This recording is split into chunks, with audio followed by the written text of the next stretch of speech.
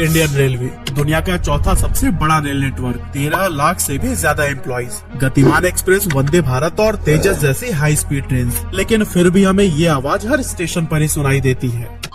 कृपया ध्यान दीजिए, वाराणसी जोधपुर मरुधर एक्सप्रेस अपने निर्धारित समय 12:05 से 2 घंटे 50 मिनट की देरी से प्लेटफॉर्म नंबर 4 पर आएगी।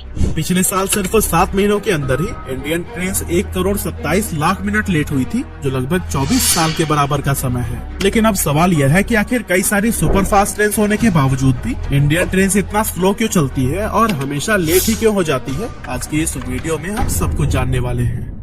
दोस्तों, इंडियन रेलवेज अपने लार्ज नेटवर्क और लाखों एम्प्लॉयज के लिए जाना जाता है, जिससे हर रोज करीब 20 करोड़ टन सामान और 2.5 करोड़ पैसेंजर्स ट्रेवल करते हैं। मगर जब स्पीड की बात आती है तो भारत के आंकड़े हमें 100 साल पीछे धकेल देते हैं, क्योंकि हमारे एक्सप्रेस ट्रेन की एवरेज स्पीड जहां 37 से 45 किलोमीटर पर आवर तक है, वहीं जिन्हें हम सुपर फास्ट की कैटेगरी में रखते हैं, उन ट्रेन की स्पीड भी महज 55 kmph है। और कहीं अगर आपने 70 किलोमीटर पर आवर की स्पीड से चलती हुई ट्रेन देख ली तो बस यह जान लीजिए कि वो कुछ गिनी चुनी प्रीमियम ट्रेन में से एक है। तो दोस्तों, ओवरऑल रफ्तार के मामले में हम जापान, फ्रांस, चाइना और जर्मनी जैसे देशों के मुकाबले बहुत पीछे हैं, क्योंकि वहाँ पर ट्रेन 300 किलोमीटर पर आवर से भी ज्यादा की रफ्तार से चल सकती है। वैसे कहने को तो हमारी भी कुछ ट्रेन की top speed 180 kilometre per hour है, लेकिन पटरी पर वो 100 या फिर 120 की स्पीड भी नहीं पकड़ पाती है। अब अगर हम चाइना की हाईएस्ट स्पीड वाली ट्रेन संघाई मैगलेव की बात करें तो उसकी मैक्सिमम कॉमर्शियल स्पीड 460 kmph है, जो 30 किलोमीटर का सफर बड़े आराम से 7.5 मिनट में ही पूरा कर लेती है। अब आगरा और दिल्ली के बीच 242 किलोमीटर की जिस दूरी को वहाँ की ट्रेन सिर्फ आधे घंटे में पार कर सकती है, उसे अपने देश के फास्टेस्ट गतिमान एक्सप्रेस ट्रेन को पूरा करने में 1 घंटे 40 मिनट से भी ज्यादा का समय लगता है। और दोस्तों, इसी से ही आप अंदाजा लगा सकते हैं कि ट्रेन स्पीड के मामले में हम बाकी देशों से कितना पीछे चल रहे हैं। यहाँ तक कि 1969 में ही जब पहली राजधानी एक्सप्रेस को रेलवे ट्रैक पर चलाया गया था, तब उसकी टॉप स्पीड 120 हुआ करती थी। लेकिन करीब 53 साल के बाद आज भी सबसे तेज राजधानी एक्सप्रेस 140 kmph के ही स्पीड से चल सकती है। और हाँ, ध्यान दीजिएगा, मैंने ये बोला है कि चल सकती है, क्योंकि एवरेज स्पीड तो 80 को भी क्रॉस नहीं करती। और दोस्तों, जब भी पब्लिक इस स्लो स्पीड को लेकर सवाल उठाती है तो ऑफिशियल्स के पास हमेशा अलग अलग बहाने होते हैं। लेकिन चलिए हम आपको बताते हैं भारत में ट्रेन लेट होने के कुछ जेन्युइन रीजंस।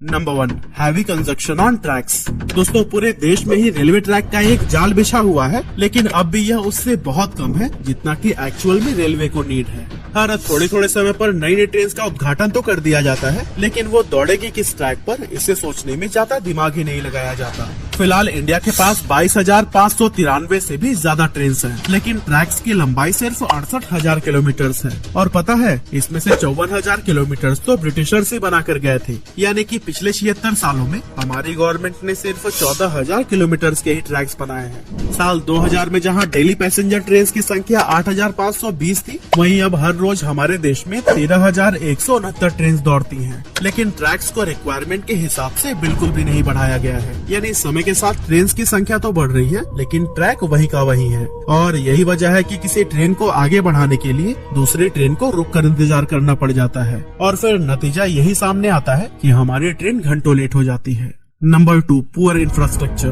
दोस्तों, पुअर इंफ्रास्ट्रक्चर की वजह से ट्रेन की स्पीड पर कई तरह के इम्पैक्ट पड़ते हैं। इंडिया में बहुत सारे ऐसे आउटडेटेड ट्रैक्स हैं जिन्हें रिपेयर या फिर सीधा रिप्लेसमेंट की जरूरत है। अगर हम नए रेलवे ट्रैक की एवरेज लाइफ देखें तो वो 25 से 30 सालों तक की होती है, लेकिन हमारे यहाँ तो 50 साल से भी ज्यादा पुराने ट्रैक्स मौजूद हैं, जिन पर ट्रेन को चलाना काफी खतरनाक हो सकता है। इसके अलावा पुअर इंफ्रास्ट्रक्चर की वजह से ट्रेन की स्पीड पर कई तरह की टेम्पररी या फिर परमानेंट रेस्ट्रिक्शंस लगाए जाते हैं, जैसे कि पुराने ब्रिज पर स्पीड को स्लो डाउन करना, खराब ट्रैक के लगातार चलने वाली मरम्मत की वजह से ट्रेन की स्पीड कम करना, या फिर घनी आबादी वाले शहर को पार करते हुए धीमा चलना। इस तरह के कई सारी रुकावटें हैं जिसकी वजह से हमारी ट्रेन कभी भी टाइमिंग के साथ मैच नहीं कर पाती।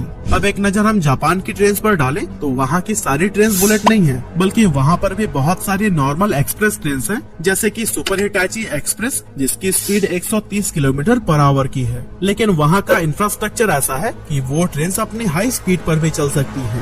अब हमारे पास वंदे भारत एक्सप्रेस की तरह 180 की रफ्तार से दौड़ने लायक ट्रेन तो है, लेकिन उसे परमिशन 110 या फिर 120 किलोमीटर की रफ्तार से भी दौड़ने की नहीं है। और ऑन एन एवरेज यह ट्रेन सिर्फ 83 के ही स्पीड से चल पाती है। वहीं दूसरा एग्जांपल अगर हम ले ओडिशा के पुरी और नई दिल्ली के बीच चलने वाली पुरुषोत्तम एक्सप्रेस की, तो इस ट्रेन की टॉप स्पीड तो 130 किलोमीटर पर आवर की है, लेकिन यह अपने एवरेज स्पीड में सिर्फ 60 की रफ्तार से ही चल पाती है। जाहिर सी बात है कि अच्छी इंजन कैपेसिटी होने के बावजूद भी खराब इंफ्रास्ट्रक्चर की वजह से हमारी ट्रेन स्लो चलती है और हमेशा लेट होती है। Number 3, dirty politics. अब देखिए, हमारे वहाँ के जो नेता लोग हैं ना, उनका सबसे पहला गोल यही रहता है कि अगले बार के चुनाव में भारी वोटों के साथ विजयी होकर वापस सत्ता में आना है। ऐसे में जो 4-5 साल का उन्हें समय मिलता है, उसमें वो कोशिश करते हैं उन कामों को करने का जो कि लोगों को साफ साफ तौर पर दिखाई दे, जिसमें सबसे ज्यादा है ढेर सारे ट्रेन को लॉन्च करना। अब देखा जाए तो सबसे ज्यादा जरूरत हमें नए रेलवे ट्रैक्स को बिछाने की और बिछे हुए ट्रैक्स को अपग्रेड करने की है, लेकिन इस काम में एक तो 15 से 20 साल का समय लग जाएगा और आम लोग भी सीधे तौर पर इस ग्रोथ को नहीं समझ पाएंगे। ऐसे में हमारे नेता लोग सिर्फ उन्हीं मुद्दों पर फोकस करते हैं जिससे उन्हें अगले चुनाव को जीतने में हेल्प मिल पाए। और दोस्तों, यही तो वजह है कि जो 54,000 किलोमीटर की लंबी ट्रैक अंग्रेज बिछा कर गए थे, उसमें हम सिर्फ 14,000 किलोमीटर ही जोड़ पाए हैं। Number 4, uncooperative attitude among railway officials. दोस्तों, रेलवे अधिकारियों की लापरवाही के किस्से हमें अक्सर सुनने को मिलते हैं। कई बार तो देखा गया है कि ट्रेन आने की अनाउंसमेंट किसी और प्लेटफॉर्म पर होती है, लेकिन ट्रेन तो किसी दूसरे ही प्लेटफॉर्म पर चली जाती है। ऐसे में जब तक सवारी ट्रेन में न बैठ जाए तब तक वो आगे थोड़ी बढ़ेगी, और फिर पैसेंजर्स को अपना प्लेटफॉर्म चेंज करते टाइम जो लेट होता है, वो भी तो ट्रेन के लेट होने का कारण बनती ही है। इसके अलावा अगर कोई ट्रेन देरी से चल रही होती है तो फिर ऑफिसर्स उसे सीरियस लेकर समय पर पहुंचाने की बजाय उसे और ज्यादा लेट ही कर देते हैं, ताकि ऑलरेडी लेट हो चुके ट्रेन के चक्कर में और सारी ट्रेनें लेट न हो जाएं। लेकिन इतना दिमाग लगाने के बाद भी यही देखने को मिलता है कि ज्यादातर ट्रेनें भारत में देरी से ही अपने डेस्टिनेशन तक पहुंचती हैं। Number 5, unhealthy competition. दोस्तों, यह पॉइंट इस वीडियो में देखकर आपको थोड़ी हैरानी जरूर हुई होगी, लेकिन रिसर्च करते हुए मुझे आपसे भी कहीं ज्यादा शौक लगा था। एक्चुअली रेलवे के अंदर अलग अलग जोन्स के बीच में एक अनहेल्दी कंपटीशन देखने को मिलता है। अलग अलग जोन के ऑफिशियल्स दूसरे जोन के ट्रेन को लेट कराने के लिए उन्हें पास ही नहीं देते।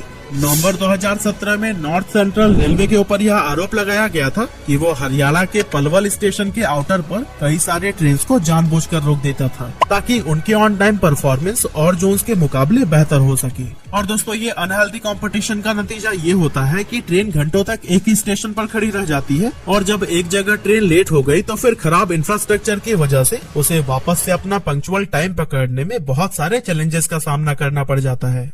Number 6, bullying of railway officers. दोस्तों, रेलवे एम्प्लॉयज को लेकर एक और बहुत सीरियस कंप्लेन हमेशा देखने को मिलती है कि बड़े अधिकारी अपने जूनियर्स के साथ तानाशाही वाला रवैया अपनाते हैं और वे लगातार उन पर मानसिक दबाव बनाकर काम करवाना चाहते हैं। देखा जाए तो एक स्टाफ को एक बार में एक ही ड्यूटी करने का नियम है, लेकिन बड़े अधिकारी उनसे उनके ऑफिशियल वर्क के अलावा अपने पर्सनल काम भी करवाते हैं। इस तरह के खराब रवैये की वजह से स्टाफ को हमेशा मानसिक तनाव से गुजरना पड़ता है और बैड वर्किंग एनवायरनमेंट में कभी भी कोई काम ठीक ढंग से या फिर समय पर नहीं हो पाता, क्योंकि जो समय अधिकारियों को रेलवे की सेवा में लगाना चाहिए उसमें से ज्यादातर समय वो इंटरनल पॉलिटिक्स में इन्वॉल्व होकर खराब कर देते हैं। हालांकि दोस्तों, सरकार नेशनल रेल प्लान विजन 2030 और मिशन सत्यनिष्ठा जैसे स्कीम्स लाकर इंडियन रेलवे के प्रॉब्लम्स को सॉल्व करने का प्रयास तो कर रही है, लेकिन सफलता किस हद तक मिलेगी ये तो आने वाले टाइम में ही पता चल पाएगा।